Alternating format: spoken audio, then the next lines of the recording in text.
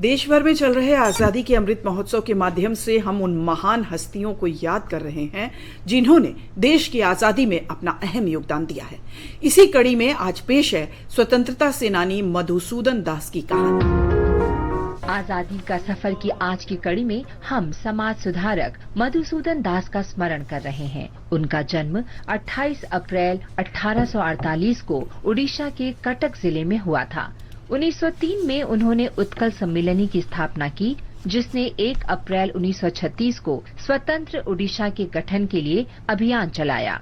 ओडिशा के पहले स्नातक और अधिवक्ता मधुसूदन दास को महान कुल वृद्ध और उत्कल गौरव की संज्ञा भी दी जाती है। ओडिशा में उनका जन्म दिवस 28 अप्रैल वकील दिवस के रूप में मनाया जाता है। मधुसूदन दास ने देश मिश्र आंदोलन की शुरुआत की और पूर्वोत्तर भारत के लोगों के सामाजिक, राजनीतिक और आर्थिक उत्थान के लिए कठिन परिश्रम किया। उन्होंने एक सफल वकील, समाज सुधारक और देशभक्त के रूप में राष्ट्र की अतुलनीय सेवा की।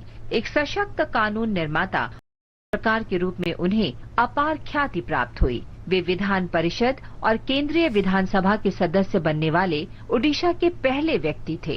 वो ओडिया, बांग्ला और अंग्रेजी भाषा के सशक्त वक्ता भी थे।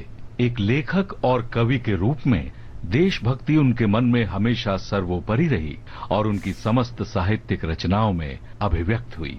उन्होंने अंग्रेजी और ओडिया दोनों भाषाओं में समान अधिकार के साथ अनेक लेख और कविताएं लिखी। उनकी कुछ प्रमुख कविताएं हैं उत्कल संतान, जाति इतिहास और जन नीरा उक्ति। मधुसूदन दास का निधन 4 फरवरी 1934 को हुआ। अपनी मृत्यु तक वे अपनी सारी संपत्ति ओडिशा के लोगों के कल्याण में लगा चुके थे।